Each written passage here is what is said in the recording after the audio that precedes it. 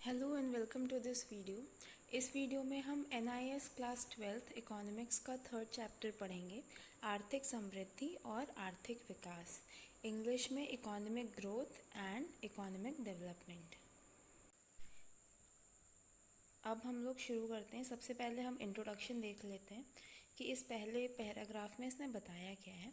तो अर्थशास्त्र के बारे में एक चीज़ आप लोग को बैकग्राउंड बता देते हैं कि ये जो अर्थशास्त्र है ये इसमें हम पढ़ते क्या है, इसकी ज़रूरत क्या पड़ी, क्यों इतने सारे नियम कायदे हमें सीखने पड़ते हैं।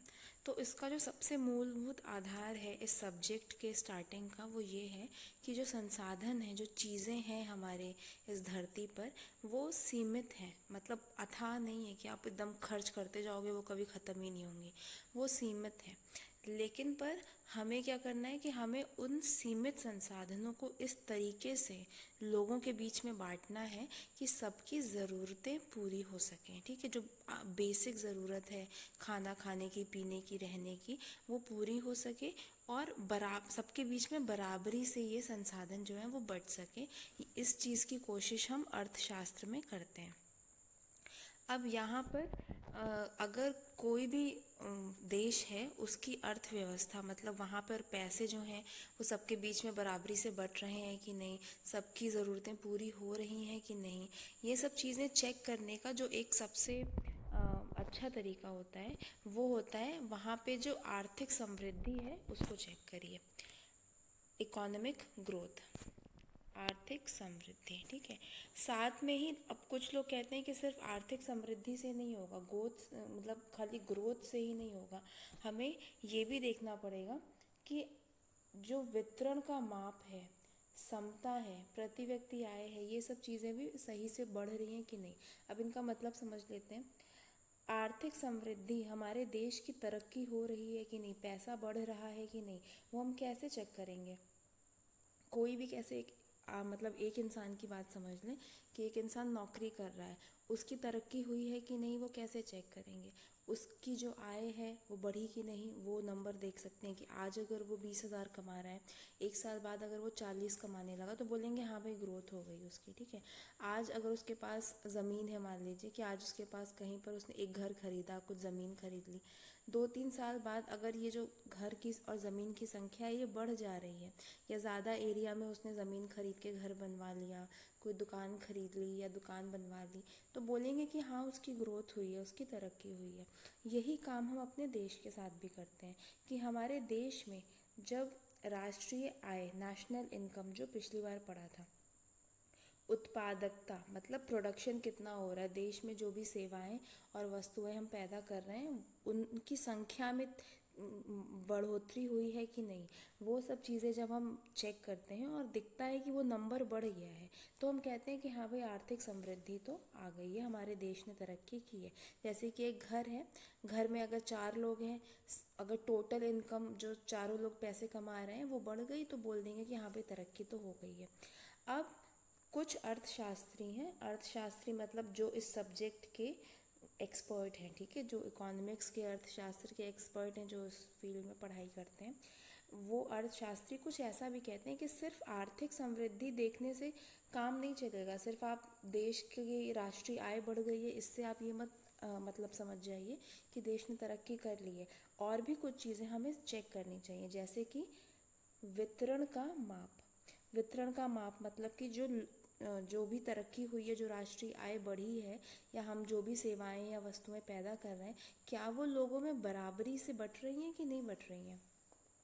क्या लोगों के बीच में बराबरी है कि नहीं है। ऐसा तो नहीं कि कहीं पर कोई बहुत ज़्यादा कमा रहा है, कोई बहुत कम कमा रहा है। प्रति व्यक्ति आय, पर कैपिटा इनकम मतलब हर इंसान, जो हम औसत निकालते हैं कि हर इंसान इतना रुपए कमाता है, क्या वो सब बढ़ा है कि नहीं बढ़ा है। जैसे कि इसका एक छोटा एग्जांपल लेते हैं, आपके घर में 4 लोग रह रहे हैं, ठीक है, हर इंसान 5-5 हज़ार रुपये कमा रहा था, तो घर की टोटल आय हो गई थी 20,000। अब उसमें से एक व्यक्ति की जो आय है वो बढ़ कर के 5 से 20 हो गई। ठीक, तो अब घर की टोटल आय कैसी हो जाएगी, एक व्यक्ति 20 कमा रहा है और बाकी अभी मिलकर 15 कमा रहे हैं। ठीक है, तो 35,000 रुपये हो गए। लेकिन पर यहाँ पर क्या घर में हर किसी का जो जीने का तरीका है, खरीदने की शक्ति है, क्या वो बढ़ गई? नहीं, सिर्फ एक ही आदमी की तो बढ़ी है, बाकी सब तो अभी उतने पे ही हैं। तो देखने में तो बाहर बाहर से लगेगा कि हाँ ये घर में सबकी तरक्की हुई है, पर सबकी तरक्की नहीं हुई है, सिर्फ एक आदमी की तरक्की हुई है, ठीक है। तो इससे फिर ये अच्छी तरक्की नहीं है, इससे देश को अच्छा नहीं माना जाएगा, ये अच्छी अर्थव्यवस्था नहीं मानी जाएगी। हर इंसान की तरक्की होनी चाहिए, मतलब एक व्यक्ति 20,000 पे जाए, इससे ज़्यादा बेहतर ये है कि हर व्यक्ति जो है वो 5 से उठ के 10,000 कमाने लग जाए, ठीक है, या इसके आसपास, मतलब सब थोड़ा आगे बढ़े। ऐसा ना हो कि कुछ लोग एकदम एक ही जगह पे टिक जाए। तो कुछ अर्थशास्त्री ऐसा भी मानते हैं कि भाई सबको आगे बढ़ाने की कोशिश करनी चाहिए। साथ में इसमें ये भी बताया गया है कि इन दोनों चीज़ों का ध्यान रखते हुए हमें ये भी देखना चाहिए। कौन सी दो चीज़ों का ध्यान रखना है? एक तो हमें आर्थिक समृद्धि बढ़ानी है, उसके बाद फिर हमें ये भी देखना है कि एक सेकेंड, ये वितरण का माप, समता, प्रति व्यक्ति आय, ये सब भी बढ़े। साथ में ये सब चीज़ें चलती रहे निरंतर, इसमें कमी ना आए, गिरावट ना आए। हम लोग का जो पैसा बढ़ रहा है, राष्ट्रीय आय, वो बढ़ता रहे। हमें ये भी देखना है कि हमारा जो पर्यावरण न्याय है, ठीक है, पर्यावरण न्याय मतलब हम जिस प्रकृति में काम कर रहे हैं, एनवायरनमेंट के साथ, उसके साथ हम मिलजुल कर काम करें। ऐसा काम करें कि हमारे पर्यावरण को बहुत नुकसान ना पहुंचे, क्योंकि अगर पर्यावरण को हम बहुत दिनों तक नुकसान पहुंचाते रहेंगे तो यहीं से तो हम सारे संसाधन लेते हैं। एक समय ऐसा आएगा जब पर्यावरण के पास संसाधन रहेंगे ही नहीं हमें देने के लिए, और हमारा सारा काम रुक जाएगा। और साथ में हमें जो हमारी आर्थिक समृद्धि की प्रक्रिया है वो बनी रहे, मतलब जो ग्रोथ हो रही है, तरक्की हो रही है, पैसों में जो राष्ट्रीय आय बढ़ रही है वो बढ़ती रहे। उसके लिए ज़रूरी है कि सांस्कृतिक विकास भी हो, ठीक है। उसके बाद सांस्कृतिक विकास भी चाहिए, शिक्षा भी होनी चाहिए, एजुकेशन बढ़ाइए, हेल्थ अच्छी रखनी है, रोज़गार बढ़ाना है, पर्यावरण की धारणीयता के अधिक अवसरों के माध्यम से अर्थव्यवस्था की सर्वांगीण, ठीक है। इसका मतलब ये है कि हमें अपने पर्यावरण को लंबे समय तक वो अच्छा काम करता रहे, उस हिसाब से काम करना है। कई बार ऐसा क्या होता है, जो इन्वायरमेंट है उसके पास ये ताकत है कि हमने उससे जो भी लिया है कुछ समय बाद वो धीरे धीरे धीरे उसको फिर से भर लेता है, ठीक है। जैसे कि कोई पौधा होता है, आपके घर में तुलसी का पौधा लगा होगा, आप उसमें से पत्तियां जब तोड़ते हो तो कुछ समय बाद कुछ नई पत्तियां आ जाती हैं, तो बैलेंस बना रहता है। लेकिन आप सोचिए कि आप ज़रूरत से ज़्यादा उसको अगर एक ही दिन में सारी पत्तियां खाली कर देंगे, तब वो अगले दिन थोड़ी आपको नई पत्तियां दे देगा। तो आपको भी ध्यान से उतना ही तोड़ना है जितना वो उसकी ताकत हो वापस बनाने की। तो वैसे ही हमें पर्यावरण से उतनी ही चीज़ें लेनी है जितनी कि वो वापस अपने आप को बैलेंस में ला सके, बना सके, ठीक है। तो इस चीज़ का ध्यान देते हुए हमें अपना काम करना चाहिए। तो चलिए अब हम लोग आगे बढ़ते हैं, चैप्टर में 3.1 पे आते हैं। सबसे पहले हम आर्थिक समृद्धि के बारे में डिटेल से पढ़ेंगे। इसको कुछ पॉइंट्स में समझाया गया है, ठीक है। पहले समृद्धि पढ़ेंगे, उसके बाद हम लोग विकास पढ़ेंगे। आर्थिक समृद्धि हम उसको कहते हैं जब आपकी जो राष्ट्रीय आय है और प्रति व्यक्ति आय है, राष्ट्रीय आय मतलब नेशनल इनकम, प्रति व्यक्ति आय मतलब पर कैपिटा इनकम। ये मैंने चैप्टर 2 में समझाया है अच्छे से, तो अगर आपने नहीं वो देखा है तो आप पिछला वाला वीडियो देख सकते हैं। तो इन दोनों में जब नंबर बढ़ रहा हो, संख्या बढ़ रही हो, ठीक है, तब, और वो भी दीर्घ अवधि के लिए, मतलब लंबे समय तक जब इसमें बढ़ोतरी दिखाई देती है, तब हम लोग कहते हैं कि भाई हमारी आर्थिक समृद्धि हुई है, इकोनॉमिक ग्रोथ हुई है। अब इसमें बढ़ तो रहा है पर कुछ पॉइंट्स हमको याद रखते हैं, तो वो एक एक पॉइंट समझ लेते हैं कि प्रति व्यक्ति आय, ठीक है, जो बढ़ रही हो अगर, तो वो हम लोग ज़्यादा अच्छा आर्थिक समृद्धि का माप समझते हैं, ठीक है। अगर नेशनल इनकम बढ़ी, राष्ट्रीय आय बढ़ी, तब भी कहेंगे कि हाँ भाई ग्रोथ हुई है। पर अगर उसमें प्रति व्यक्ति आय बढ़ जाए तब हम ज़्यादा अच्छे से मतलब समझ सकते हैं कि जो ग्रोथ है वो सच में बहुत अच्छी हुई है। क्यों अच्छी हुई है? क्योंकि ये जो प्रति व्यक्ति आय है वो किस चीज़ का इशारा करती है कि देश में जितने भी लोग हैं वो औसत रूप से कितना रुपए कमा रहे हैं। इसमें सब आ जाते हैं, जो अमीर से अमीर है और गरीब से गरीब। तो अगर सबका मिलाकर औसत बढ़ा है, मतलब पहले से ज़्यादा लोगों का रहन सहन का स्तर जो है वो ऊंचा हुआ है, ठीक है। अगर वो पहले कम अनाज खा पाते थे, कम अच्छे स्कूल में जा पाते थे या कम अच्छे कपड़े पहन पाते थे, तो अब इन जनरल पूरे देश के लोगों का स्तर थोड़ा सा ऊपर उठ गया है, ऐसा माना जाएगा अगर प्रति व्यक्ति आय बढ़ गई हो। तो इसीलिए ये ज़्यादा अच्छा इंडिकेटर होता है। उसके बाद अगला है, हम लोग राष्ट्रीय आय के बारे में बात कर लेते हैं। अब यहाँ पर आप लोग को ये मैंने पहले भी समझाया था, एक बार फिर बता देते हैं कि राष्ट्रीय आय से एक चीज़ होती है कि संख्या बढ़ रही, नंबर बढ़ रहा है, ठीक है। लेकिन पर अगर बाज़ार में मुद्रास्फीति आ गई, मतलब इन्फ्लेशन हो गया, महंगाई बढ़ गई है, तो फिर मुद्रा मतलब बढ़ने से भी, संख्या बढ़ने से भी कुछ मतलब नहीं हो रहा है। क्यों? क्योंकि पहले भी हम जितना खरीद पा रहे थे उतना अभी भी खरीद पा रहे हैं, हमारी क्रय शक्ति तो उतनी ही रह गई ना। इसीलिए सिर्फ राष्ट्रीय आय बढ़ने से हम लोग खुश नहीं हो जाएंगे, हम लोग का सचमुच में वास्तविक वृद्धि होनी चाहिए, यानी वास्तविक राष्ट्रीय आय बढ़नी चाहिए। इंग्लिश में कहते हैं रियल नेशनल इनकम। जैसे कि आप समझ लो, ये एग्जाम्पल मैं चैप्टर 2 में दे चुकी हूँ, फिर से बता देती हूँ कि आपके पास 10,000 रुपये आपकी आय है। समझ लीजिए पूरे देश की जो राष्ट्रीय आय है वो 10,000 रुपये है। तो 10,000 रुपये में अगर अब हम लोग सिर्फ 2 बोरी गेहूँ खरीद पाते थे, ठीक है। अब क्या हुआ कि हमारी राष्ट्रीय आय बढ़ गई, 10,000 से 15,000 हो गई, लेकिन गेहूं का दाम भी बढ़ गया। तो पहले जो 2 गेहूं की बोरी 10,000 में आ रही थी, अब वही 2 गेहूं की बोरी 15,000 में आ रही है। तो हम लोग तो वहीं के वहीं रहे ना, पहले भी 2 बोरी गेहूं खाते थे, अब भी उतना ही खा रहे हैं। हमारे पास कुछ एक्स्ट्रा तो चीज़ें नहीं आ गई ना, तो इसको कोई समृद्धि नहीं मानी जाएगी, ये कोई ग्रोथ नहीं है, ठीक है। ये क्या होता है कि मौद्रिक आय बढ़ गई हम लोग की, पैसे के रूप में दिख रहा है कि बढ़ा है, पर सचमुच में कुछ मज़ा नहीं आया उससे, है ना। या सांकेतिक है, बस इंडिकेटर है कि हाँ भाई कुछ नंबर्स तो बढ़ गए हैं, वो महंगाई की वजह से या दाम बढ़ गया, हो सकता है कि गेहूं की खेती अच्छी ना हुई हो, कम गेहूं हुआ हो, तो इस वजह से कुछ जाती हैं बीच बीच में दिक्कतें, उसकी वजह से दाम बढ़ने से हो जाता है। तो इन सब चीज़ों को पकड़ के हमें नहीं बैठना है कि हमारी ग्रोथ हो गई है।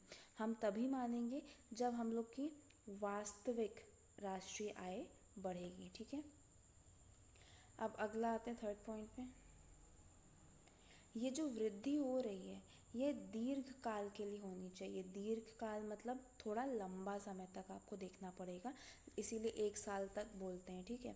1 साल क्या, कुछ लोग एक मतलब क्वार्टर्स में भी देखते हैं कि 3-3 महीने में भी देखते हैं कि बढ़त हुई कि नहीं, क्योंकि बीच बीच में क्या होता है, कभी कभी मौसम बदल जाता है या कभी इम्पोर्ट एक्सपोर्ट का चक्कर पड़ जाता है, तो कुछ कुछ बहुत छोटे कारण की वजह से कम समय के लिए ये महंगाई बढ़ती है और फिर घट जाती है। तो इन सब चीज़ों से हम लोग को नहीं समझना है कि हमारी आर्थिक समृद्धि हुई है कि नहीं, हमें थोड़ा लंबा समय पकड़ करके चेक करना पड़ेगा कि ग्रोथ हुई है कि नहीं हुई है। उसके बाद फिर अगला पॉइंट है हम लोग का लास्ट पॉइंट। इसमें बोल रहे हैं कि जो हम लोग की तरक्की हो रही है, इसमें हमें ये चीज़ पक्की करनी पड़ेगी कि हमारे देश में सिर्फ पैसा नहीं बढ़ रहा है कि आय दिख गई कि बढ़ रही है, हमारे देश में उत्पादन की क्षमता बढ़नी चाहिए, उत्पादन क्षमता में वृद्धि होनी चाहिए, ठीक है। कि अगर हम आज अपने देश में जितनी भी खेती करते हैं और जितनी भी फैक्ट्रीज चलाते हैं, उनसे जितना सामान हम पैदा कर पा रहे हैं या जो भी हम सेवाएं देते हैं, उसके संख्या में, उसके अमाउंट में, मात्रा में बढ़ोतरी होनी चाहिए, तब हम मानेंगे कि हम लोग का ये जो आर्थिक समृद्धि हुई है। अब ये कैसे होगी, जो हमारे वहाँ पर कृषि होती है, ठीक है, खेती होती है, उसको हमें उसका सिस्टम अच्छा करना पड़ेगा, मतलब प्रौद्योगिकी के कारण ये, ठीक है। प्रौद्योगिकी मतलब वहाँ पर भी तो वो होता है, एग्रीकल्चर में भी तो हम लोग इन्वेंशंस करते हैं, मतलब आविष्कार करते हैं, नई नई साइंस की टेक्नोलॉजी लगाते हैं कि अच्छी मशीन्स आएँ, अच्छा बीज आए, कैसे किसानों को हम लोग सिंचाई के और आसान और सस्ते तरीके दे पाएँ, मिट्टी की गुणवत्ता उनको बता पाएँ कि आपकी मिट्टी में ये कमी है, आप ये डाल लो। तो इस तरीके की जब हम सुविधाएं उनको प्रदान करेंगे, तो क्या होगा, उनकी उत्पादन की क्षमता बढ़ेगी। सेम चीज़ हम लोग को अपनी फैक्ट्रीज़ में भी करनी है कि हम लोग को अपनी जो ये परिवहन नेटवर्क है, बिजली का उत्पादन है, इन सब की मात्रा में भी हमें बढ़ोतरी करनी है। आधारिक संरचना यानी कि जो इंफ्रास्ट्रक्चर है, जो बिल्डिंग्स हैं, ब्रिज है, जो पुल वगैरह बनते हैं और एक जगह से दूसरी जगह सामान, कच्चा माल ले आने के लिए और बना बनाया सामान फिर मार्केट तक पहुंचाने के लिए हम लोगों को परिवहन नेटवर्क भी बहुत अच्छा चाहिए। जब ये सब चीज़ें अच्छी हो जाएंगी तो फिर हमारी उत्पादन की शक्ति बढ़ेगी और फिर हम कहेंगे कि हमको आर्थिक समृद्धि हुई है। ठीक, तो ये तो हो गया आर्थिक समृद्धि। अब देख लेते हैं आर्थिक विकास यानी कि इकोनॉमिक डेवलपमेंट का क्या मतलब है।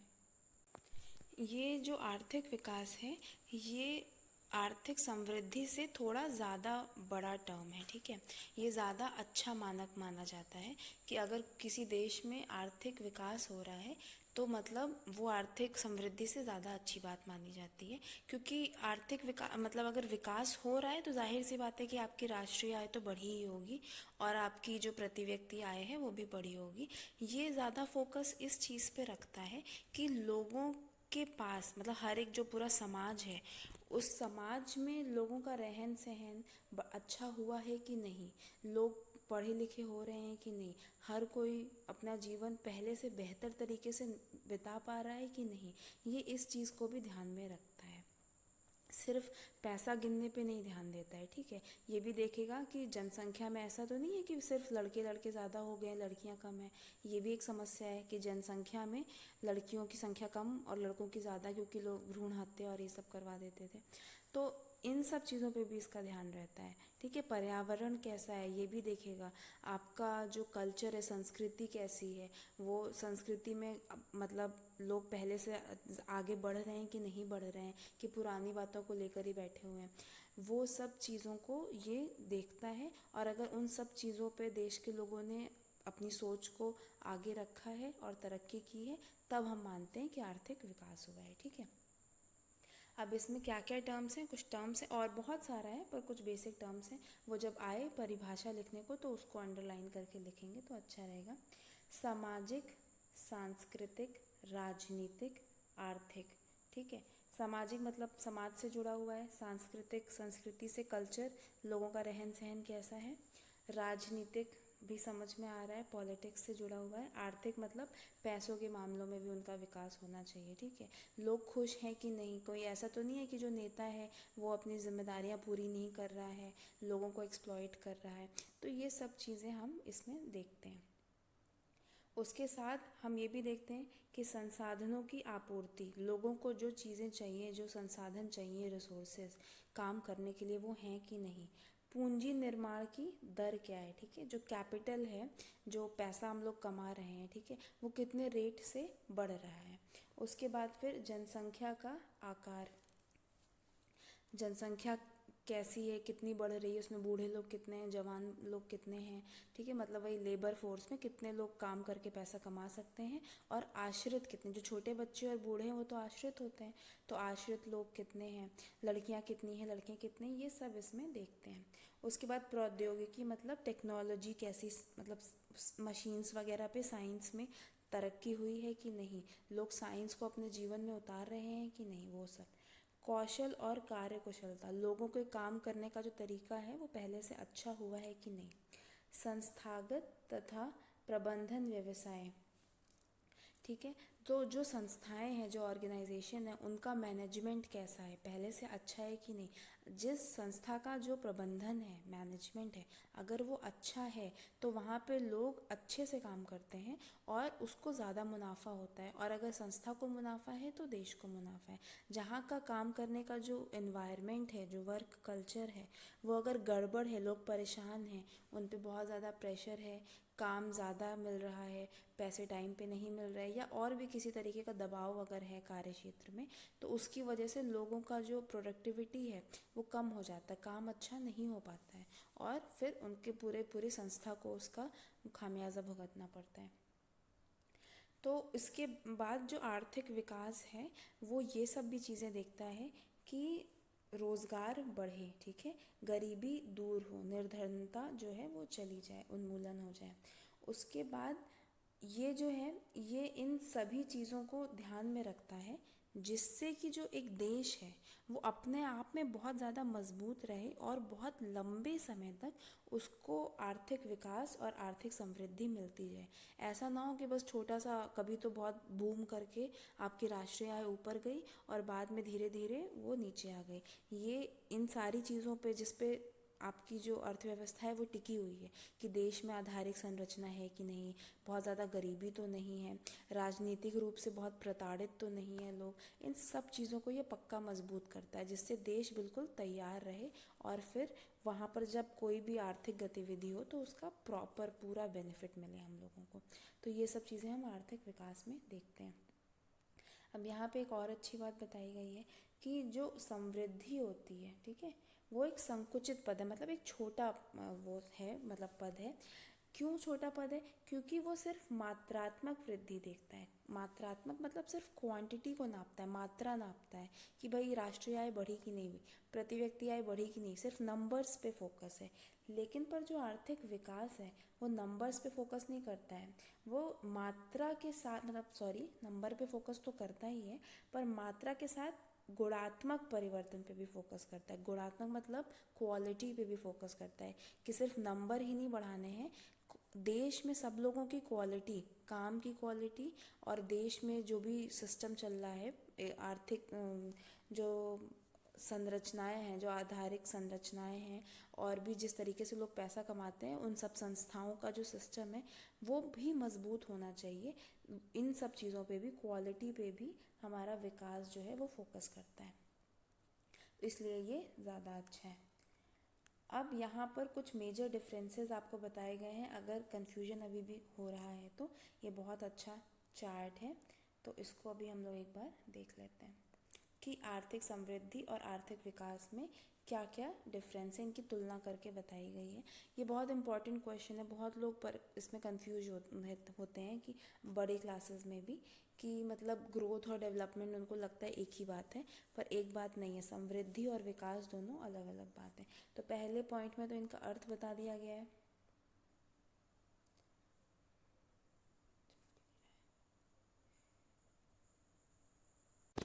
तो आर्थिक समृद्धि का मतलब हम लोग ने ऊपर भी देखा था, इसमें भी शॉर्ट में देख लेते हैं कि देश में जितनी भी वस्तुएं पैदा हो रही हैं, सेवाएं पैदा हो रही हैं, वो बढ़नी चाहिए, ठीक है। और विकास में हम लोग क्या देखते हैं कि आय, बचत, निवेश में परिवर्तनों के साथ साथ एक देश के सामाजिक और आर्थिक ढांचे में प्रगतिशील परिवर्तन। तो आय मतलब कि आपका जो इनकम है उसमें आप लोगों को चेंजेस लाने, परिवर्तन लाना है, मतलब बढ़ाना है। बचत यानी जो आप सेविंग्स करते हैं उस सेविंग्स में भी पहले से ज़्यादा हम सेविंग्स कर पाएँ, इसका ध्यान देंगे। फिर निवेश, निवेश मतलब इन्वेस्टमेंट, मतलब कि आपके पास ऑलरेडी जैसे सेविंग्स हमने की, कुछ पैसा हमने रोक के रख लिया, उसमें से कुछ पैसा निकाल कर हम किसी बिजनेस में लगा दें या किसी काम में लगा दें, जिसका फ़ायदा हमें अभी तो नहीं मिलेगा लेकिन आने वाले 5-10 सालों में मिलेगा, उसको निवेश कहते हैं। तो निवेश में भी हम बदलाव लाएंगे, परिवर्तन लाएंगे, मतलब निवेश को भी हम बढ़ाएंगे। साथ साथ में हमें देखना है कि सामाजिक और आर्थिक ढांचे में प्रगतिशील परिवर्तन हो, जो हमारा समाज का जो स्ट्रक्चर है, ठीक है, और अर्थव्यवस्था जैसी बनी हुई है उसमें भी हम लोग को चेंजेस लाने हैं, उस पूरे सिस्टम में थोड़े से चेंजेस ऐसे लाने हैं जिससे हमारा काम पहले से ज़्यादा तेज़ी से हो पाए और ज़्यादा से ज़्यादा हमें फ़ायदा मिल पाए। तो हम लोग इस पे भी ध्यान देते हैं। संस्थागत और प्रौद्योगिकी परिवर्तन।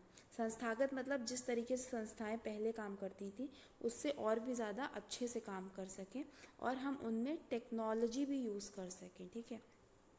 तो इसका भी ध्यान हम आर्थिक विकास में रखते हैं। फिर कारक,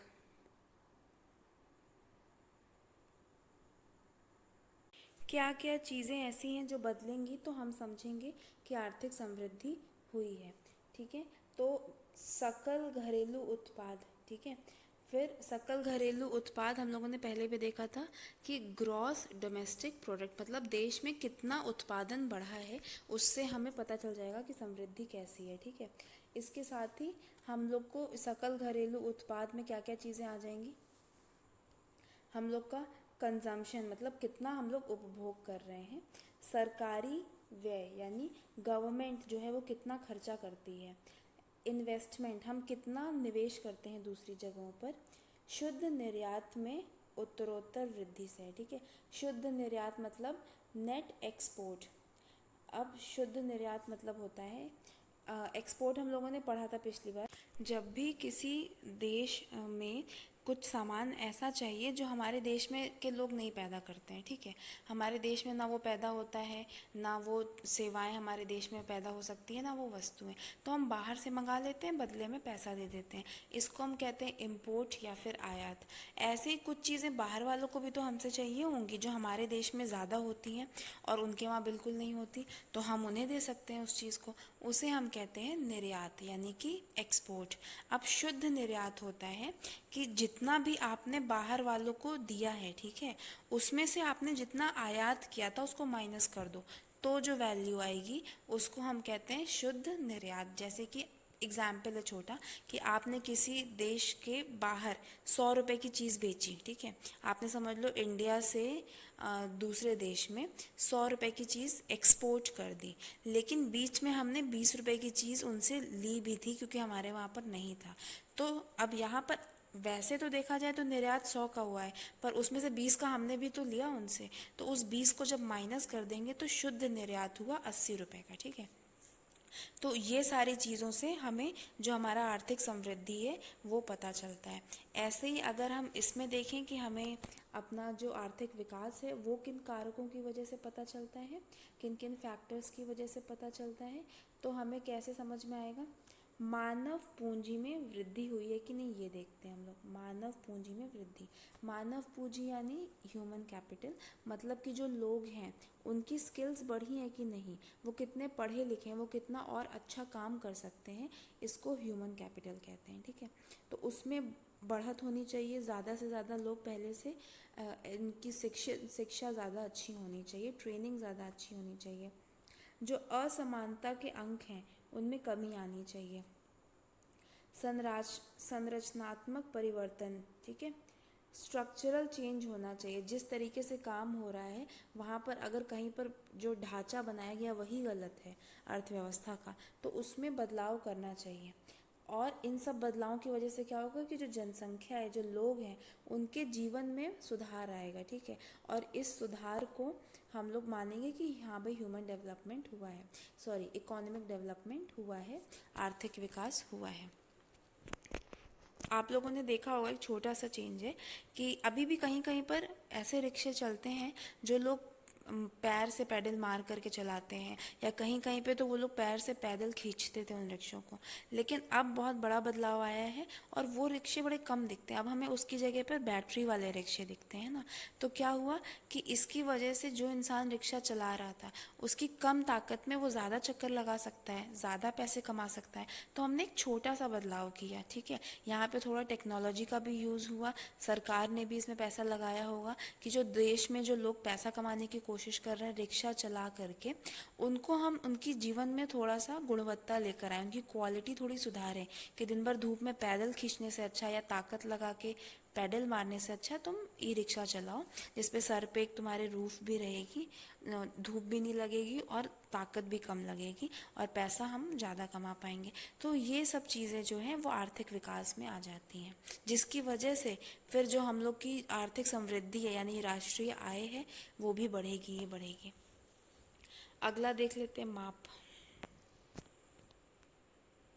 इसको मापने के लिए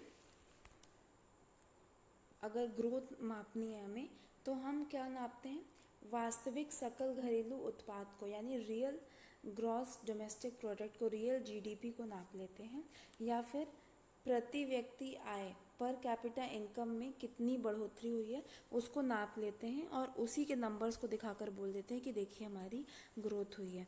अब विकास में हम किस चीज़ को नापें, तो विकास में नापने के लिए हम लोग गुणात्मक माप, ठीक है, मतलब ऐसे नंबर्स जिसमें क्वालिटी हमें दिख सके उनको वो नापते हैं। अब क्वालिटी कैसे चेक करते हैं, तो एक चीज़ होती है मानव सूचकांक, इसको हम कहते हैं ह्यूमन डेवलपमेंट इंडेक्स, ठीक। तो ह्यूमन डेवलपमेंट इंडेक्स मतलब मैथ्स करके एक ऐसा टेक्निक निकाला गया है जिसमें हम कुछ नंबरों को उठाते हैं, कैलकुलेशन करते हैं, ठीक है। वो अभी इसमें आप लोग मत पढ़िए क्योंकि वो टेक्निकल बात है, वो अगर आगे चैप्टर्स में आएगा तो पढ़ाएंगे। अब बस इतना समझ लीजिए कि कुछ जानकारियों को इकट्ठा करके कि वो कितना कमाता है, कितना खाता है, किस जगह पे रहता है, वहाँ पे महंगाई कितनी है, इन सब चीज़ इन्फॉर्मेशन को लेकर के हम लोग कुछ कैलकुलेशंस करते हैं और हम एक नंबर निकालते हैं, ठीक है। इसको हम लोग ह्यूमन डेवलपमेंट इंडेक्स कहते हैं कि किसी इंसान का विकास कितना हुआ है। उस नंबर को हम देख लेते हैं तो हम नाप सकते हैं कि इकोनॉमिक डेवलपमेंट यानी आर्थिक विकास कितना हुआ है। साथ में हम साक्षरता का दर देखकर भी बता सकते हैं। साक्षरता मतलब लिटरेसी रेट, कितने लोग पढ़े लिखे हैं और कितने नहीं। इस नंबर को भी देखकर हम बता सकते हैं कि विकास हुआ है कि नहीं हुआ है। तो इन चीज़ों से ये नापा जाता है। ये टेबल बहुत इंपॉर्टेंट है, प्लीज़ लिख करके रफ में याद कर लेना। एग्ज़ाम में 2-4 क्वेश्चन तो इससे आप लोग सॉल्व कर ही लेंगे इसकी जानकारी से। अगला हम देखते हैं प्रभाव। ये अर्थव्यवस्था में मात्रक परिवर्तन लाता है, मात्रात्मक परिवर्तन, ठीक है।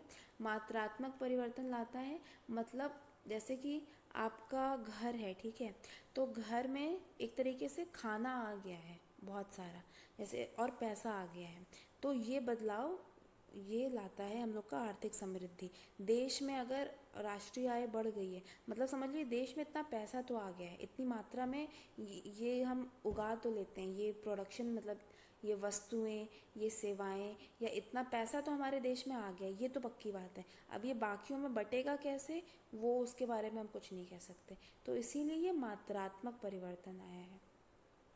लेकिन जब ये विकास है, ये मात्रात्मक के साथ साथ गुणात्मक परिवर्तन भी लाता है। मतलब ना सिर्फ देश में इतना सामान, इतना राशन या इतने सारे पैसे ही आए हैं, बल्कि ये भी देखना पड़ेगा कि ये पैसे बराबरी से सबके बीच में बटें। इसी को हम लोग गुणात्मक परिवर्तन कहते हैं और ये आर्थिक विकास में हम लोग को मिलता है। फिर प्रसंग। अब इसका फ़ायदा क्या है, ये नंबर हमें दिख गया, हमें समझ में आ गया कि हाँ भाई ग्रोथ हो गई है, विकास हो गया है, तो ये क्यों ज़रूरी है ये जानना। ये जानना इसलिए ज़रूरी है क्योंकि जो आर्थिक समृद्धि है, ठीक है, उसके नंबर से हम ये समझ सकते हैं कि हम लोग के देश में हम लोगों ने जितना भी काम किया उससे कितना पैसा आया है हमारे पास, ठीक है। लोगों के पास अब कितनी ताकत है चीज़ों को खरीदने की, ये सब चीज़ें हम यहाँ से समझते हैं। लेकिन इसमें हम देख सकते हैं कि अब लोगों के जीवन में कितना अच्छा बदलाव आया है, लोग अब पहले से ज़्यादा कितने अच्छे से रह सकते हैं, वो हमें यहाँ से देख के समझ में आता है। तो ठीक है, ये सेक्शन पूरा। धारणीय विकास मतलब इसकी परिभाषा आप लोग इसको प्लीज़ पॉज करके पढ़ लीजिएगा। इसमें हमें ये ध्यान देना होता है कि हम अपना ऐसा विकास करें कि हम तो खुश रहें ही, हम तो अपनी ज़रूरतों को पूरा कर ही सकें, और जो साथ में हमारी आने वाली जो पीढ़ियां हैं, आगे आने वाले जो बच्चे हैं, उनकी भी ज़रूरतें पूरी हो सके, इतना सामान हम छोड़ कर जाएँ और इतना अच्छा अपने पर्यावरण को रख कर जाएँ। ऐसा ना हो कि हम ज़रूरत से ज़्यादा चीज़ें अपने इस्तेमाल में ले आएँ, इस पर्यावरण को बहुत ज़्यादा प्रदूषित कर दें, ख़राब कर दें, बहुत सारा कर्जा ले लें और फिर सब छोड़ वोड़ के अपना तो जीवन अच्छे से बिता लेंगे और सब छोड़ छाड़ के चले जाएं। तो हमारे बाद जो नई पीढ़ी आएगी, ये सारा संकट जो हमने गंदगी की है, जो हमने गलतियाँ की हैं, उसका परिणाम उनको भुगतना पड़ेगा। तो इसीलिए हमें अपनी तरक्की इसी तरीके से करनी है कि आने वाली पीढ़ियाँ भी सुरक्षित रहें और उनकी ज़रूरतें भी पूरी होती रहें। इसको हम लोग कहते हैं धारणीय विकास। इसमें हमें ये भी देखना है कि धारणीय विकास कैसे होगा। सिर्फ जल्दी से आर्थिक समृद्धि कर लेने से नहीं होगा, राष्ट्रीय आय बढ़ा लेने से नहीं होगा कि हमने पैसा, हमें अपनी आय बढ़ानी थी, हमने दूसरे देश से उधार ले लिया और अपने देश के लोगों में बांट दिया कि गरीबी चली जाएगी, और उन लोगों ने कुछ काम नहीं किया, ठीक है। अपने देश में जो सिंचाई की व्यवस्था है, स्कूल्स अच्छे नहीं बनवाए, हॉस्पिटल्स अच्छे नहीं बनवाए और सब कर्जा वर्जा लेकर के ही अपना काम चला लिया। तो इससे हम लोग का देश जो है वो धारणीय विकास नहीं कर पाएगा। इसीलिए हमें ऐसी नीतियाँ बनानी है, मतलब ऐसी पॉलिसीज़ बनानी है कि हमारे जो समाज है वो अच्छे से उन नियम का पालन करते हुए ही अपनी तरक्की करे और इस एनवायरनमेंट को, पर्यावरण को दूषित ना करे, इतना दोहन ना करे कि आने वाले समय में कुछ बचे ही ना। और रोज़गार की हमें व्यवस्था अच्छी करनी चाहिए, गरीबी हटानी चाहिए, शिक्षा देनी चाहिए, ये सब इसमें बताया गया है। धारणीय विकास तभी हो पाएगा, ठीक है। इसको आप लोग प्लीज़, जो बातें मैंने ऊपर बता दी हैं वही रिपीट है इस पर, तो इसलिए मैं नहीं बता रही हूँ। आप लोग प्लीज़ इसको पॉज करके पढ़ लीजिएगा। अब धारणीय विकास के लिए आवश्यकताएं हैं, 3 पॉइंट्स दिए हुए हैं।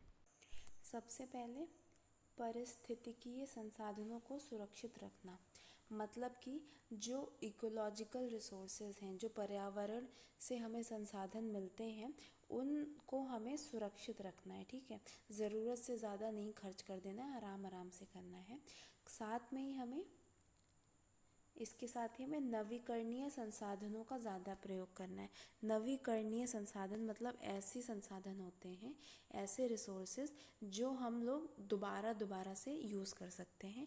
इंग्लिश में कहते हैं रिन्यूएबल सोर्सेज, मतलब जिनको फिर से नया बनाया जा सकता है। जैसे कि सूरज से जो रोशनी आती है, जिसको सौर विकिरण कहते हैं, ठीक है, वो हम लोग यूज़ करें। आजकल आप लोगों ने देखा भी होगा, सोलर पैनल्स वगैरह यूज़ होते हैं।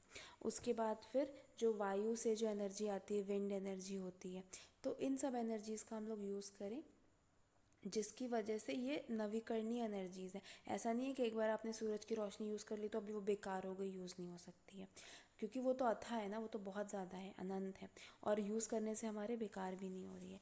लेकिन पर पेट्रोल वगैरह जो है ये तो ख़त्म हो जाएगा एक पॉइंट पे, तो इसका ध्यान देना है। उसके बाद फिर विकास के लिए पर्यावरण के लिए सुरक्षित प्रौद्योगिकी के प्रयोग, ठीक है। हम लोगों को जो टेक्नोलॉजी हम लोग यूज़ कर रहे हैं, वो ऐसी टेक्नोलॉजीज़ यूज़ करनी चाहिए जो पर्यावरण के लिए सेफ़ हों, ठीक है, उनको नुकसान ना पहुंचाएं। तो इस तरीके की प्रौद्योगिकी, प्रौद्योगिकी मतलब टेक्नोलॉजी होता है, उस पर हमें फोकस करना है। और ये भी ध्यान देना है कि हम हर तरह की ऐसी आर्थिक गतिविधियां जिसमें बहुत ज़्यादा प्रदूषण हो रहा हो, कई सारी फैक्ट्रीज़ आपने देखी होंगी जिसमें बहुत पॉल्यूशन होता है, तो उनसे हम बच सकें, उनको कम कर सकें और ऐसी नई नई तकनीक ढूंढ सकें जिससे कि हम पर्यावरण को नुकसान ना पहुंचाते हुए ही वो काम कर ले जाएं, ठीक है, कम प्रदूषण निकालते हुए। फिर उसके बाद फिर अगला है थर्ड पॉइंट,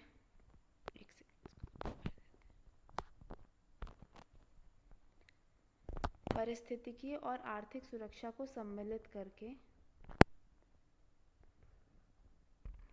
लोगों की सुरक्षा और मानव न्याय की नीतियों का खाका तैयार करने और लागू करने हेतु, ठीक है, हमें ऐसी नीतियाँ बनानी है, ऐसी पॉलिसीज़ बनानी है जो लोगों की सिक्योरिटी के लिए हो, ठीक है, लोगों को सुरक्षा प्रदान करें और उनको जस्टिस दिलवा पाएँ, न्याय दिलवा पाएँ लोगों को।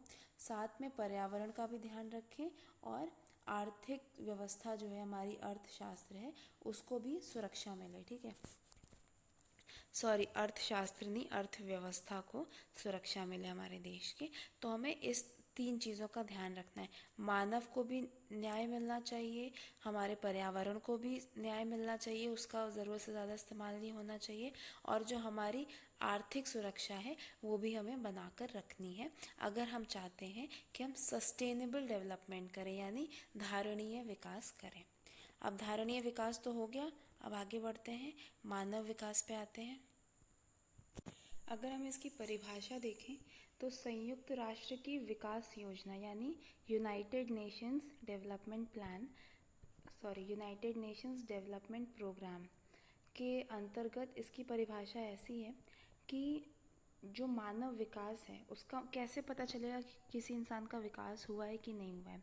तो अगर उसकी जो चयन है, ठीक है, उसके चयन में वृद्धि हुई है, मतलब उसके पास जो ऑप्शंस हैं, जो चॉइसेस हैं जिसमें से वो चुन सकता है, ठीक है, उसकी गिनती बढ़ी है, तो फिर हम कह सकते हैं कि यहाँ पर मानव का विकास हुआ है, ठीक है। अब हम लोग विकास के किसी भी स्टेज में हों, भले ही जब आज से 20 साल पहले देखेंगे तो ऐसा लगेगा कि मानव का विकास, हम लोग का विकास आज से कम था। 20 सालों में हम पहले से ज़्यादा शिक्षित हो गए हैं, पहले से ज़्यादा हमारा रहने सहने का तरीका अच्छा हो गया है, और प्रौद्योगिकी ने, विज्ञान ने, सब ने बहुत तरक्की की है। लेकिन किसी भी समय पर जो 3 चीज़ें ऐसी होती हैं जो बहुत इम्पॉर्टेंट होती हैं किसी भी इंसान के लिए, वो है स्वस्थ जीवन व्यतीत करना, ठीक है, अच्छा ज्ञान प्राप्त करना मतलब शिक्षा प्राप्त करना, ठीक है, और शानदार जीवन स्तर के लिए आवश्यक संसाधनों की पहुंच ठीक है, पहुंच होना, कि हमारे पास जो रिसोर्सेज हमें अपना जीवन अच्छा बनाने के लिए चाहिए वो हमारी पहुंच में है या नहीं है, ठीक है। अगर ये तीनों चीज़ें हैं तो हम अपनी लाइफ को और भी अच्छी क्वालिटी वाला बना सकते हैं, अपनी लाइफ की क्वालिटी को अच्छा कर सकते हैं। पर अगर नहीं है तो हमेशा ही जो मानव विकास है वो बाधित रहेगा, वो रुका हुआ रहेगा। अब मानव विकास की दो जो है आयाम है, मतलब कि दो इम्पॉर्टेंट फैक्टर्स हैं जो मानव विकास में काम होते हैं। वो ये है योग्यता प्राप्त करना, आप काबिल बन जाएं, और ये जो योग्यता आपने प्राप्त की है, ठीक है, उसका प्रयोग करके उत्पादकता, आराम और अन्य उद्देश्यों के लिए काम करें हम, ठीक है। हमने पढ़ाई लिखाई कर ली, ज्ञान अर्जित कर लिया, योग्य बन गए, अब उस योग्यता का हमें इस्तेमाल करके उत्पादकता बढ़ानी है, साथ में उसका इस्तेमाल करके हमें अपने आप को आराम भी देना है, और इसके अलावा जो अन्य चीज़ें हम चाहते हैं वो हम पूरी कर सकें, ठीक है। हम लोग का जो मानव विकास का जो उद्देश्य है, ठीक है, वो सिर्फ इतना नहीं है कि हम आय का विस्तार कर लें, मतलब अपनी जो इनकम है उसको बस बढ़ा लें और खूब सारा पैसा इकट्ठा कर लें, सिर्फ इतना नहीं है, इससे ज़्यादा है, ठीक है। अगर मानव विकास रहेगा तो हम लोग की जो संस्कृति है वो भी अच्छी होगी, हम बेहतर तरीके ढूंढ पाएंगे कि हम कैसे लंबे से लंबे समय तक अपने आप को विकास के रास्ते पर लेकर चलें और अपने पर्यावरण को नुकसान ना पहुंचाएं, समाज को अच्छा रखें, हर एक के बीच में बराबरी बना के रखें। तो ये सब भी मानव विकास के अंदर आता है। इसमें ये भी समझाया गया है कि जो मानव विकास है वो आर्थिक समृद्धि से, इकोनॉमिक ग्रोथ से ज़्यादा इम्पॉर्टेंट है, ठीक है, क्योंकि जो आर्थिक समृद्धि है वो सिर्फ पैसा और ज़्यादा बढ़ जाए, उत्पादकता बढ़ जाए, इन नंबर्स पे फोकस करती है, पर मानव विकास जो है वो इंसानों की तरक्की पे फोकस करता है, इंसानों की खुशी पे फोकस करता है। और जो आर्थिक समृद्धि उसका पर्पस क्या है, क्यों पैसा कमाना है हमें, इसीलिए ना कि लोग खुश रहें, तो लोगों को खुश रखना एक ज़्यादा बड़ा उद्देश्य है, ना कि और ज़्यादा ग्रोथ करना। ग्रोथ करना, आर्थिक समृद्धि लाना सिर्फ और सिर्फ एक माध्यम, एक तरीका है, वो अपने आप में कोई उद्देश्य नहीं है। लेकिन पर आर्थिक समृद्धि अगर रहेगी तो ही हम उसकी मदद से विकास करवा सकते हैं, क्योंकि पैसा है तभी तो लोगों के खाने पीने की व्यवस्था कर पाएंगे, रहने की, नौकरी दे पाएंगे, तो वो एक भी ज़रूरी है, पर इतना भी ज़रूरी नहीं है कि उसके चक्कर में हम इंसान के विकास को कॉम्प्रोमाइज़ कर दें, दोनों साथ साथ में चलना ही ज़रूरी है, ठीक है। अब इसका जो उद्देश्य है, अंतिम उद्देश्य,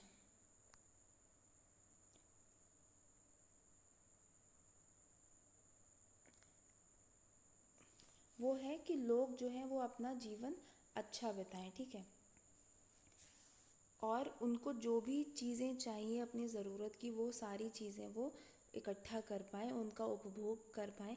कभी ऐसा ना हो कि उनकी तबीयत ख़राब है, हॉस्पिटल जाना है, पर हॉस्पिटल्स नहीं है, या हॉस्पिटल है तो हमारे पास इतना पैसा नहीं है कि हम उसमें भर्ती हों या दवाई ला सकें, तो ये सब समस्याएं ना हो हमारे साथ, हम लोग अपना जीवन सभी भौतिक सुख सुविधाओं की चीज़ों को का उपभोग अपनी क्षमता के हिसाब से हम कर सकें। अब मानव विकास रिपोर्ट, ठीक है, ह्यूमन डेवलपमेंट रिपोर्ट 1996 में कहा गया था कि समृद्धि रोजगार सृजन की अपेक्षा, बिना रोजगार का निर्धनता कम करने की अपेक्षा, क्रूर भागीदार होने की अपेक्षा, बिना आवास का सांस्कृतिक रूप से ऊंचा होने की अपेक्षा, निर्मूल पर्यावरण के अनुकूल होने की अपेक्षा, बिना भविष्य का हो सकता है, ठीक है। इसका मतलब ये है कि आप, हो सकता है ऐसा भी अनफॉर्चुनेटली, दुर्भाग्य से हो कि हमारे वहाँ पे समृद्धि तो हो, मतलब पैसा तो बढ़ जाए, लेकिन पैसा बढ़ने के बाद भी रोज़गार ना बढ़े। ठीक है, लोग अभी भी बहुत क्रूर हैं, निर्धनता बहुत ज़्यादा, गरीबी बहुत ज़्यादा है।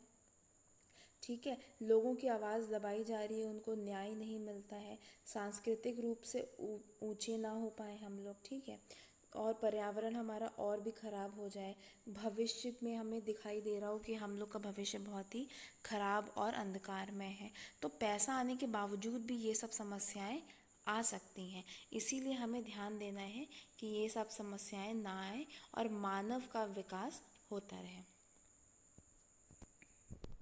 तो इसमें हम लोगों ने यही समझा कि मानव का विकास करना, इंसानों को अमीर बनाना सिर्फ पैसों के रूप में नहीं, शिक्षा, ज्ञान, संस्कृति, न्याय, ठीक है, इन सब के तरीक़ों से हमें इंसानों को अमीर बनाना है और उन्हें आज़ादी देनी है कि वो ज़्यादा से ज़्यादा चीज़ें अपनी खुशी से, अपनी मर्ज़ी से चुन सकें।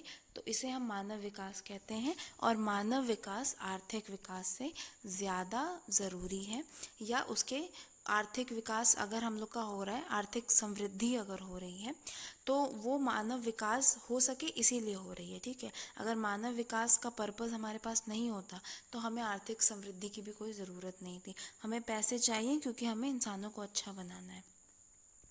तो ये हो गया। अब हम देखते हैं अभी, अच्छा ऊपर मैंने आप लोग को बोला भी था कि ये थोड़ा टेक्निकल है, तो अगर आगे चैप्टर में होगा तो पढ़ेंगे, नहीं तो नहीं पढ़ेंगे।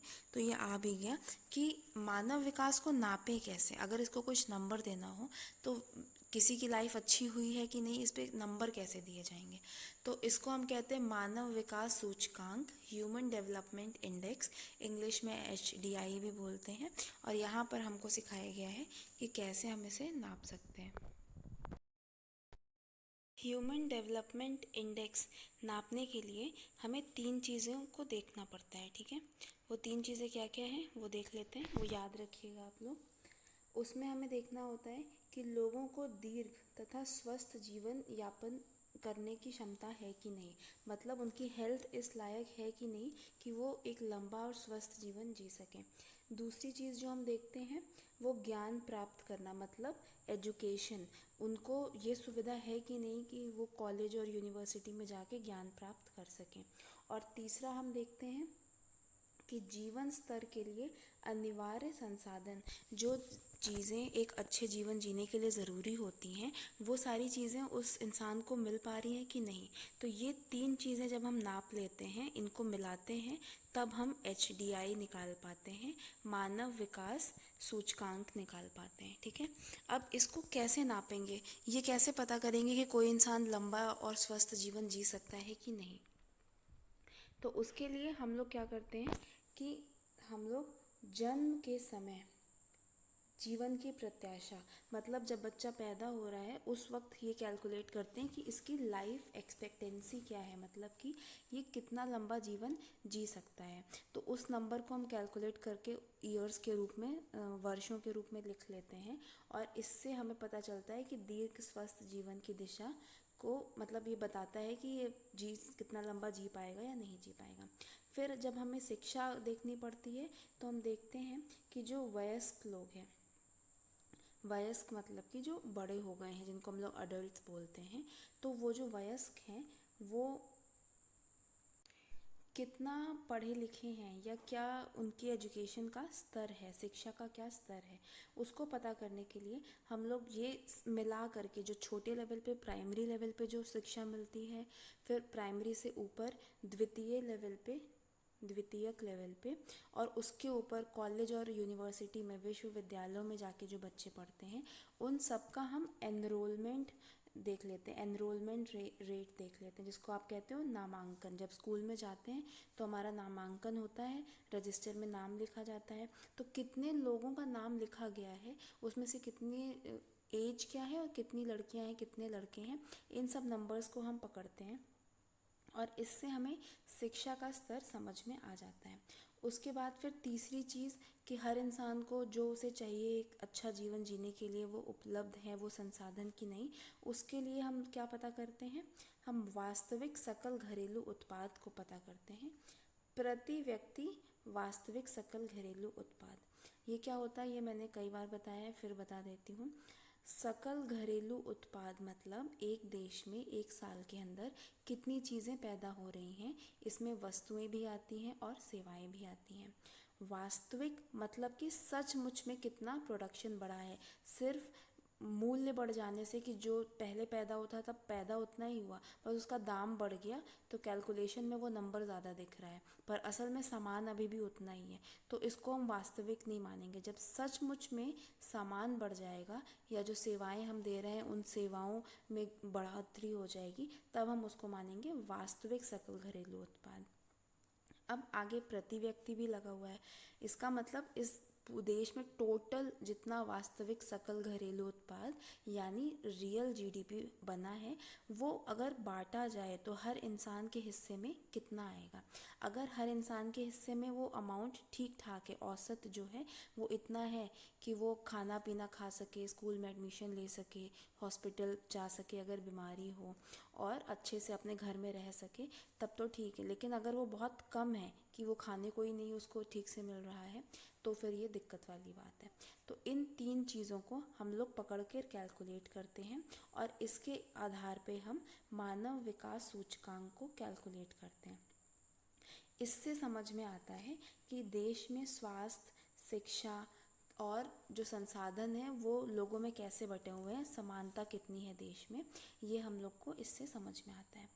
अब यहाँ पर हम लोग एक चीज़ और समझ लेते हैं कि ये कैलकुलेट कौन करता है। ये जो मानव विकास सूचकांक है, ह्यूमन डेवलपमेंट इंडेक्स, ये संयुक्त राष्ट्र विकास कार्यक्रम कैलकुलेट करता है। अगर हम इसको इंग्लिश में देखें तो यूनाइटेड नेशंस डेवलपमेंट प्रोग्राम। तो वो लोग कैलकुलेट करते हैं कि किस देश में कितना अच्छा परफॉर्मेंस रहा है, और फिर जो बहुत सारे देशों के बीच में ये कैलकुलेट किया जाता है और हर देश को फिर रैंक मिलती है कि किस देश का जो ये सूचकांक है वो सबसे अच्छा है, हाई रैंक पे, कौन सबसे नीचे है। तो 2013 में जो रिपोर्ट आई थी उसके हिसाब से 2012 में, मतलब एक साल पहले का ही वो रिपोर्ट बनाएंगे ना, तो 2012 में भारत को जो सूचकांक मिला था वो था 0.554। इसमें विश्व के 186 देशों ने भाग लिया था, मतलब इतने देशों का हम लोगों ने सूचकांक देखा, जिसमें भारत की रैंकिंग आई थी 136वें नंबर पे। इसके पहले 2012 में इसमें 187 देशों ने भाग लिया था और उसमें भारत की रैंकिंग आई थी 134। ठीक है। अब ये जो सूचकांक है ये 1980 से निकाला जा रहा है और हर वर्ष 1.7% से हम लोग का जो ये सूचकांक है, मानव विकास सूचकांक, वो बढ़ रहा है। मतलब हम लोग के देश में जो मानव विकास की स्थिति है वो धीरे धीरे अब अच्छी हो रही है। ये इस नंबर से हमें ये पता चलता है। अब तो काफ़ी समय बीत गया है, तो आप लोगों से एक रिक्वेस्ट है कि इंटरनेट पे जाइएगा और प्लीज़ सर्च करिएगा जो लेटेस्ट है, ठीक है, कि हम लोग का जो सबसे रीसेंट HDI है, ह्यूमन डेवलपमेंट इंडेक्स है, वो क्या है। मैं आप लोग को एक इन्फॉर्मेशन यहाँ पे दे देती हूँ कि अभी करेंट जो लेटेस्ट हम लोग का जो HDI है वो बढ़ कर के हो गया है, वो बढ़ कर के हो गया है 0.633। ठीक है। और अभी हमारी जो रैंकिंग है वो है 132। आपने देखा इसमें कि पहले हम लोग की 136 थी, फिर 134 हुई, अब रैंकिंग हम लोग की 132 हो गई है। मतलब कि पहले से हम लोग धीरे धीरे ऊपर उठ रहे हैं मानव विकास के मामले में। तो चलिए मानव विकास भी देख लिया। अब हम देखते हैं आर्थिक समृद्धि को प्रभावित करने वाले कारक। ऐसे क्या रीजंस हैं जिसकी वजह से, क्या फैक्टर्स हैं जिनकी वजह से जो इकोनॉमिक ग्रोथ है उस पे असर पड़ता है, यानी आर्थिक समृद्धि पे असर पड़ता है।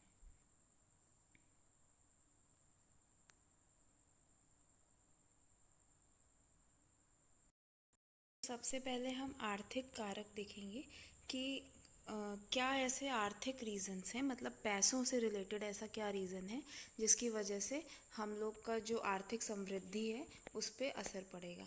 अब इसमें कुछ और छोटे छोटे पॉइंट्स हैं। पहला प्राकृतिक संसाधन, दूसरा पूंजी निर्माण, तीसरा तकनीकी उन्नति,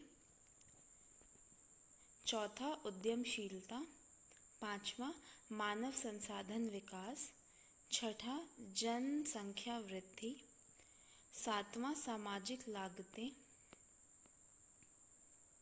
ठीक है, तो अभी 7 पॉइंट्स हैं आर्थिक कारक में, इसको एक एक करके समझते हैं। तो पहला पॉइंट जो है वो है प्राकृतिक संसाधन। ठीक है, प्राकृतिक संसाधन मतलब कि नेचर से हमें जो चीज़ें मिली हुई हैं, जो रिसोर्सेज मिले हैं, जिसका इस्तेमाल करके हम अपना जीवन आसान बना सकते हैं, पर्यावरण से जो मिला हुआ है। तो इसमें क्या होता है कि कई देश ऐसे होते हैं जिनके पास प्राकृतिक संसाधन नहीं होता है। ठीक है, ये होता ही नहीं है, मतलब बहुत कम होता है। कुछ होते हैं जिनके पास बहुत ज़्यादा होता है। ठीक है, प्राकृतिक संसाधनों में हम किन किन चीज़ों को गिनते हैं? भूमि, अच्छी ज़मीन या ज़मीन का क्षेत्र बड़ा हो। ठीक है, उसके बाद क्षेत्र और मिट्टी। मिट्टी मतलब कि उपजाऊ है कि नहीं, खेती करेंगे तो अच्छा उसमें फसल निकलेगा कि नहीं, ये भी चेक करना है। और उसका एरिया भी बड़ा होना चाहिए, क्षेत्र भी बड़ा होना चाहिए। वन संपत्ति, जंगल कितने हैं। ठीक है, अच्छी नदी पद्धति, नदियाँ कितनी सारी हैं, उनका नेटवर्क जाल कैसा है देश में, फ्लो कैसा है उनका। खनिज व तेल संसाधन। ठीक है, वहाँ पे पेट्रोल या तेल जो होता है वो है कि नहीं है। मिनरल्स कितने पाए जाते हैं ज़मीन के अंदर। अच्छी जलवायु। ठीक है, वहाँ की मतलब वहाँ की हवा में कैसा वो है, बहुत ज़्यादा प्रदूषण तो नहीं है, शुद्ध हवा होगी तो वो ज़्यादा अच्छा होगा। ठीक है, तो ये सारी चीज़ें प्राकृतिक संसाधन में आ जाती हैं।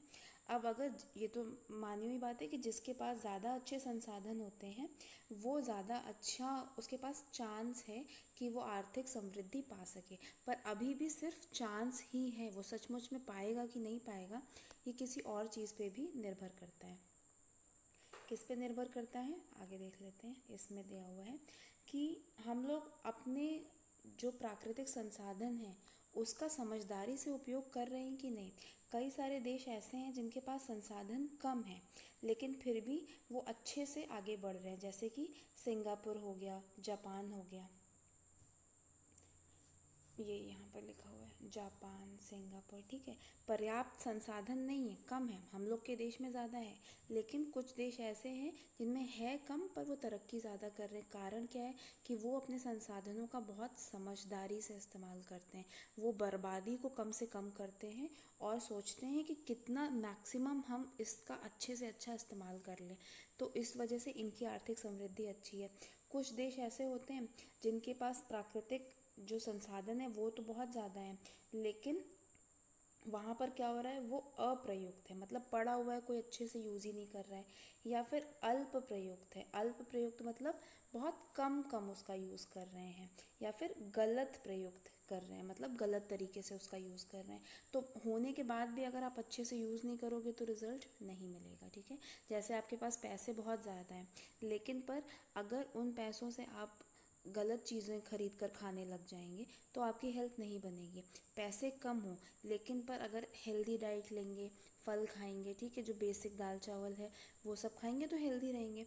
तो यहाँ पर पैसों के साथ साथ हमें अपनी चॉइसेस पे भी ध्यान देना है कि हम कर क्या रहे हैं उस पैसे का। वैसे ही प्राकृतिक संसाधन होने के साथ साथ हमें ये भी देखना है कि हम उसको अच्छे से इस्तेमाल करें, बेकार में वो पड़ा ना रह जाए या गलत तरीके से यूज़ ना करें। तो एक तो ये है। अगला है पूंजी निर्माण। पूंजी निर्माण एक प्रोसेस है। ठीक है, इसमें हम लोग क्या करते हैं कि जो भी पैसा आपने कमाया है उसमें से एक हिस्सा आप सेव करते हो। ठीक है, जो जितना भी आपका मन कर रहा है उस बचाए हुए पैसे से में भी हम कुछ हिस्सा जो है वो निवेश कर देते हैं, इन्वेस्ट करते हैं। इन्वेस्ट मतलब ऐसी जगहों पे खर्च कर देते हैं जहाँ पे अभी तुरंत तो कुछ फ़ायदा नहीं मिलेगा बट आने वाले समय में मिलेगा।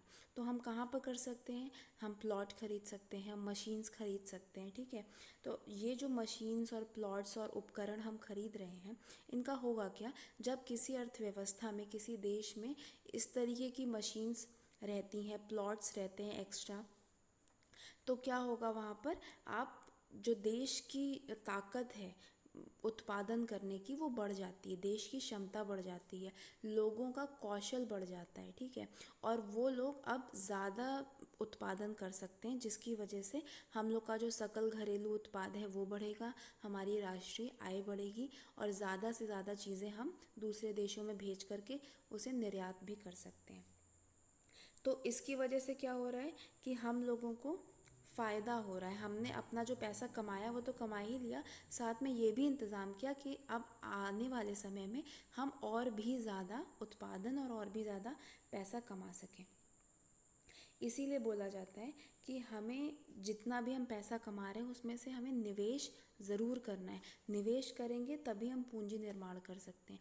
जिस देश में निवेश ज़्यादा किया जाता है उसमें आर्थिक समृद्धि अच्छी होती है, जहाँ पे निवेश का दर कम होता है, कम निवेश करते हैं लोग, वहाँ पर आर्थिक समृद्धि हो सकता है कि उतनी अच्छी ना हो या रुक जाए, ठीक है।